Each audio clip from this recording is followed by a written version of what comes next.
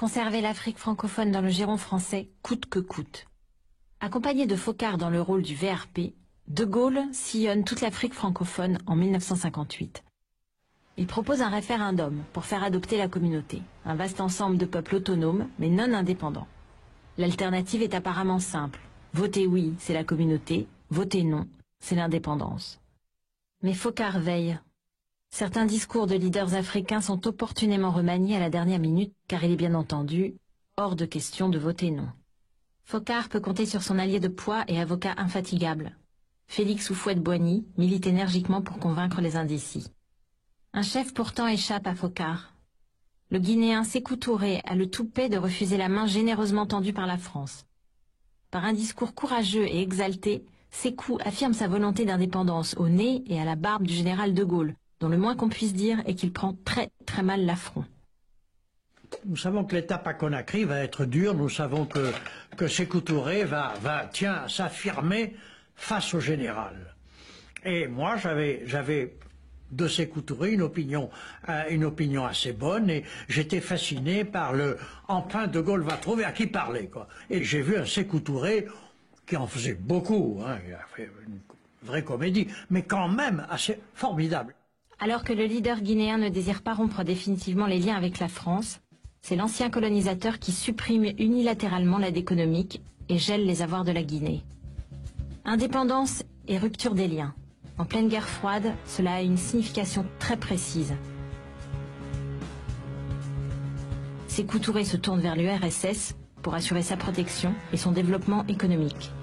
Sékou devient doublement l'homme à abattre. C'est le début d'une lutte sans merci et très personnelle entre Jacques Foccart et Sékou Touré. Sékou Touré avait un discours évidemment très dur sur Foccart et il utilisait ce terme disant Foccart et puis peut-être pouce vers le bas, tel un empereur romain. Très vite, on a vu que Sékou Touré devenait un potentat, que ce type magnifiquement doué, compétent, connaissant beaucoup de choses, très intelligent, était pris par le pouvoir absolu et devenait un tyran. Ça s'est révélé en quelques mois. Le SDEC lance l'opération Persil, qui consiste à inonder la Guinée de fausses monnaies pour couler l'économie du pays.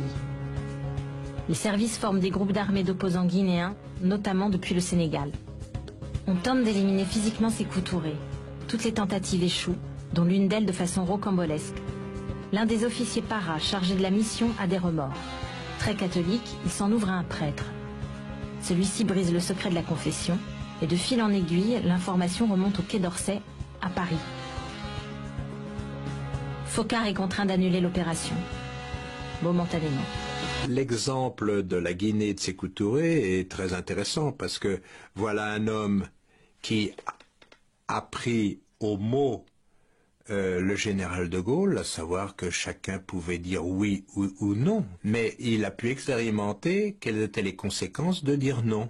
À partir du moment où il a manifesté sa volonté de quitter le système qui a été mis en place par De Gaulle-Foccart, eh bien, c'est extraordinaire qu'il est mort de mort naturelle, parce qu'il a fait l'objet de complots continuels, de déstabilisation continuelle. Tout ce qu'on peut imaginer a été fait en fait, je peux dire par la France, avec à la manœuvre Jacques Foccart.